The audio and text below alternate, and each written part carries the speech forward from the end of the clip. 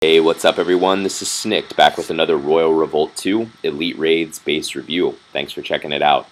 Today is September 11th, and for this 8th installment of the Elite Raids series, we're going to be looking at the base known as HsMk. Currently ranked number 2 on the global leaderboard with just shy of 4,500 trophies. HsMk is a constant presence in the top 10 on the leaderboard. And if he's not vying for the number 1 position with the likes of Master E or Mi Schreiber or Humdrum Bug, he's always usually in the top 5. So he's a very active player, a very experienced player, and as high level as it gets. Most of you are familiar with HsMk, probably more for his offensive reputation, if we could call it that, because he is the first player in the game to reach level 120, which is currently the cap or the max level for the hero in the game. So his hero and the offensive side of his gameplay is exceptionally powerful, is probably the most powerful in the game. But this is going to be a look at the defensive side of his base and the defensive side of his account. So this gives you maybe the other side of the story.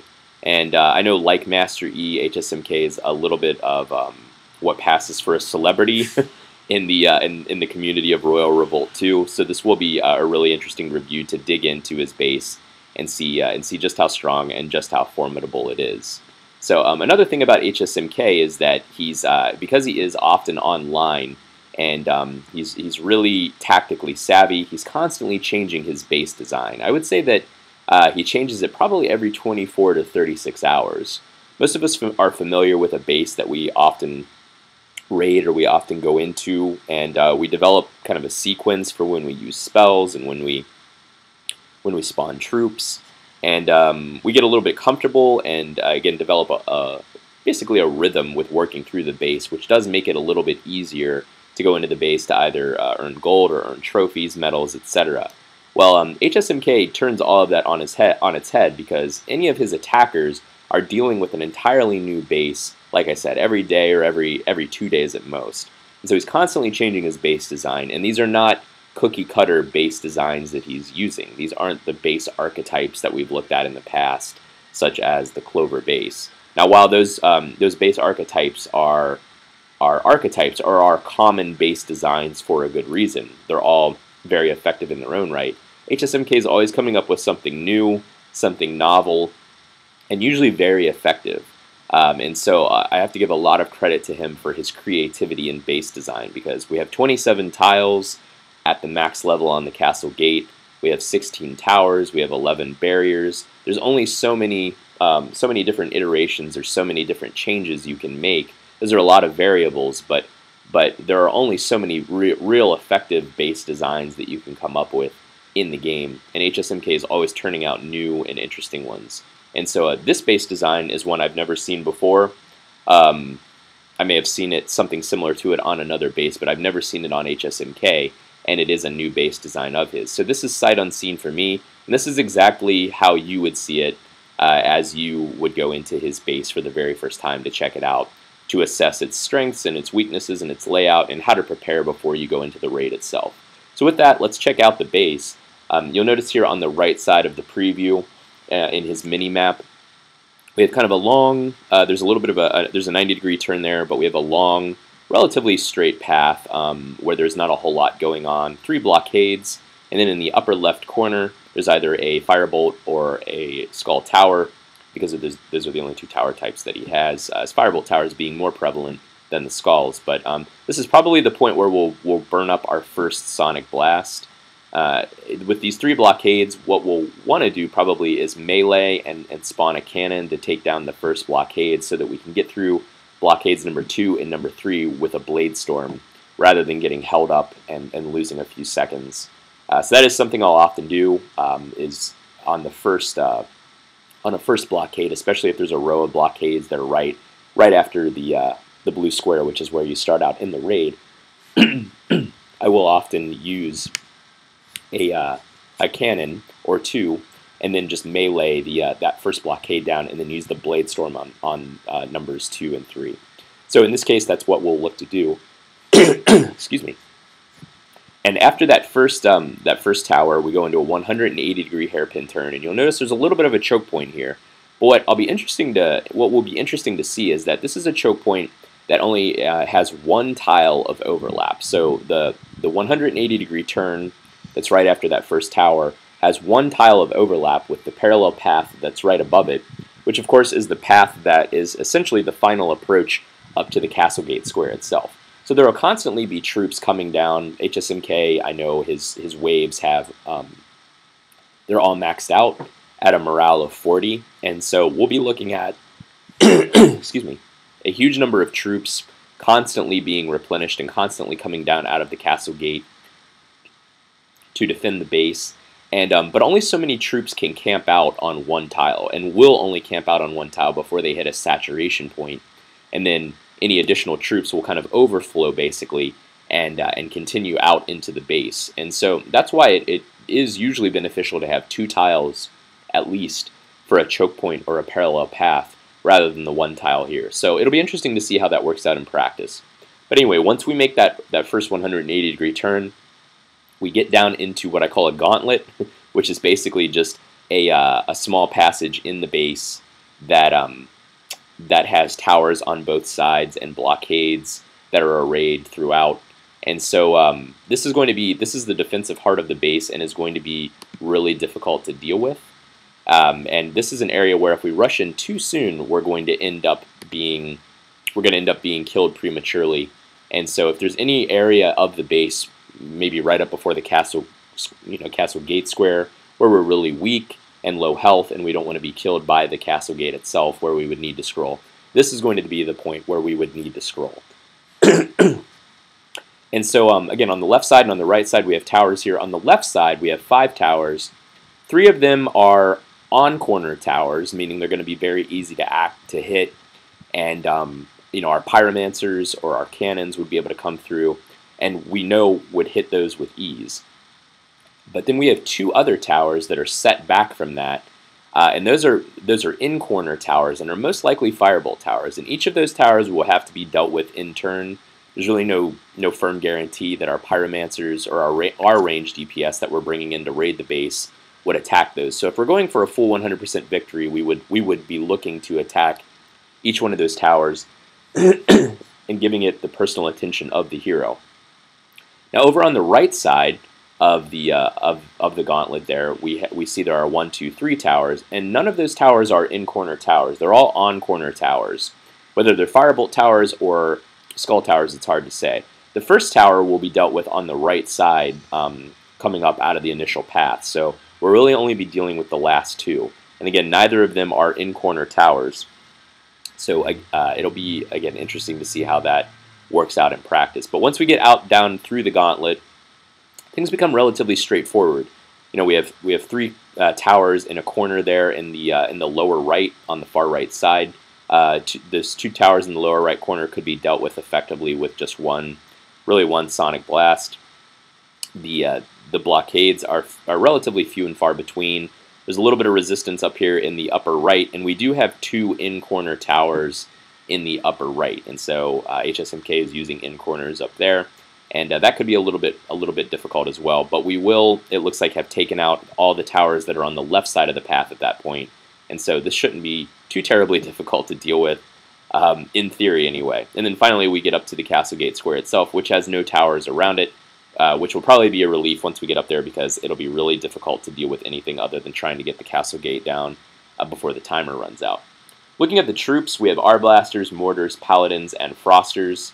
Starting from the end, Frosters to provide the slow effect and to prevent the hero from healing naturally while the slow effect is being applied. So that's, as we've gone over many times in the past in other videos, that really is kind of a must, and is an important thing to have in every wave that you have when you set up your own wave composition. Paladins for melee DPS, 2,870 hit points here, so they are kind of a tank, and they do deal out solid damage. Most upper level bases do not have any more melee DPS, whether Knights or Paladins, but HsMk has them here, which is interesting. And then he has Mortars, of course, everybody's familiar with those, and then Arblasters in the #1 position.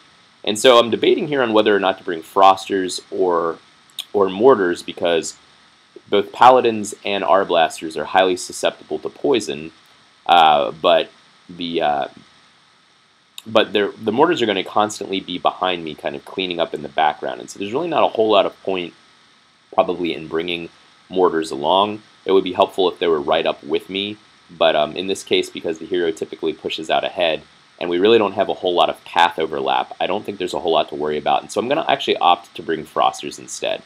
And that'll be important for slowing down the R-blasters, mortars, and then of course for dealing with the Firebolt towers as well, because the Frosters can slow down the Firebolt towers, and the Pyromancers and the cannons can come through and clean them up. So with that, we'll go ahead and go into the raid itself. Alright, so as I mentioned, I'm going to first spawn a single cannon and then a couple of other Pyromancers and Frosters to try to take down this gate without using a Sonic Blast, or a Blade Storm rather. So I was able to do that. I'm going to hit my Blade Storm there to hit those troops.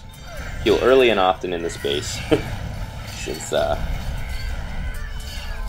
and really the troops are probably the most formidable aspect of HsMk's bases typically, because once you get up into so many morale points, I've had some interesting discussions about this with Master E, but there's only so many morale points that end up ultimately being useful, at least at this point in the game. And the reason for that is because, 40 morale points, and there's only 8 spots, there's only 8 possible positions for your morale points. And so what ends up happening there is if you're not using, this could be bad, if I don't take out the Skull Tower really quickly. Alright, there we go. But, you have 2 troop types which have a morale of 5, and those are the cannon and the mortar. And so you would have to use all cannons, or some combination of all cannons and all mortars, to really even take advantage currently of having 40 morale. And no one is going to probably do that, and it would be ill-advised to do that. Mortars are a very special purpose. They're good against R-blasters and paladins, and generally against troops, but not, there are definitely better choices. And certainly you wouldn't want to go all into mortars exclusively. And we are going to hurry a little bit here because this is taking a little long.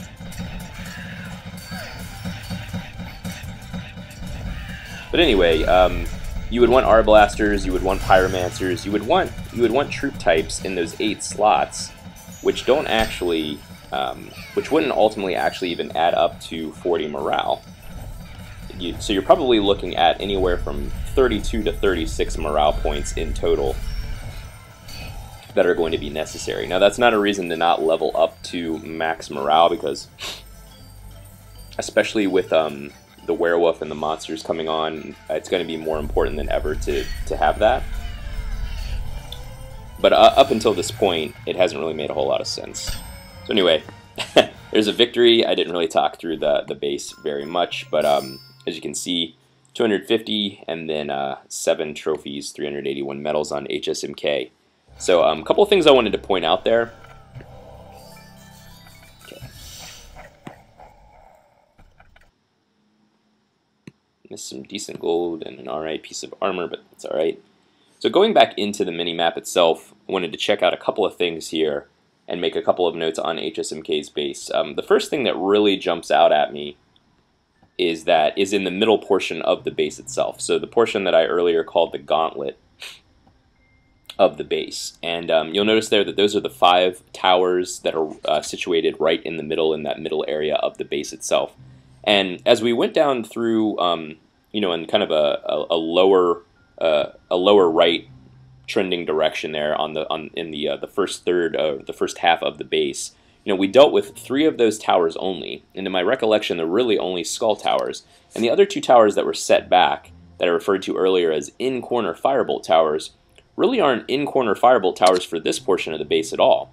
And so what's really cool to see here is that HsMk has come up with a design where those 2 Firebolt towers that are there in the middle portion of the base were able to attack not as effectively, and their range wasn't quite as great because of the way that they're situated in their tiles over on the other side of the on the other side of the base layout. But they were able to attack me as I went down through this first half, this initial portion of the base.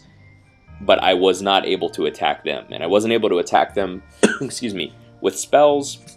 And I don't believe that my ranged DPS would have been able to attack them either. I didn't stick around to check that out. But cannons, aura blasters, you know, the really long-range DPS troop units that we currently have in the game wouldn't have been able to attack either. So those were basically almost used like a choke point tower, where they were able to attack us on the path without being able to attack them in turn. So that's a really cool feature to see, because those towers can attack you as you're walking down through there, but you really can't address them or attack them until you get up and around into the upper right corner of the base layout to deal with them. And so they're laying down coverage on both sides of the layout, but you can only take care of them on the far right half, which can be really important, because if that wasn't the case and we had dealt with them all as we went down through the gauntlet, or this first half of the base layout, then we would have only been dealing with towers on the right side of the base, and so the towers in that case are that much easier to evade, and there are far few towers to deal with there. And so so that was really one of the major things that stood out to me. But again, another thing, and something that I emphasized a lot as I was doing the raid, was just that in these higher levels where you have so many morale points, the troops and the waves that are so formidable coming down out of the base, those can ultimately be really difficult to deal with. So that really stresses the importance of ensuring that your spells and your troops are lined up with the spells, or excuse me, with the troops that are in use in the base that you're raiding. Excuse me, because if you haven't optimized those so that the strengths of the troops that you select are exploiting the weaknesses of the troops that are primarily featured in the waves on the other side, then you could run into very significant issues. And you may find that changing a mortar to a froster, or changing a froster to a pyromancer or something like that could make all the difference in whether or not you're actually able to complete a raid in someone's base, especially when, again, morale is becoming so high. There are so many troops in each wave, and so they become more of a factor in the part of the base that's dealing out a huge amount of DPS, as opposed to the towers themselves. They begin to take on more of a balance, or more of an equal footing with the towers, when there are so many troops and they're all maxed out in each one of the castle gate waves that's coming out. And the final thing I would mention is that the choke point, you'll notice there, it really didn't have any kind of a negative effect, or it really didn't have any kind of a dampening or a hampering or a suppressing effect on the raiding party. If you looked at the bar up at the top, or you noticed how many troops I had with me, are close behind me all throughout the base, it didn't do anything to really slow down or prevent my raiding party from getting through there and out into the base, which was really key and really important, so that the frosters and the pyromancers could come through and deal with the firebolt towers that I left behind. So again, that just goes back to reinforcing the point that a two tile overlap on a choke point, or a parallel path with at least 2 tiles, is really the minimum needed to have an effective choke point in your base. And so with that, that's the end of the 8th installment of the Elite Raid series. This was HsMk's base. HsMk, thanks for hosting. Really appreciate that, and I'll get these trophies back to you. Again, thanks for being willing to have your base reviewed. And if you guys have any questions or comments about HsMk's base, you're welcome to post them here out on YouTube, or you can hit me up out on Facebook as well. Thanks.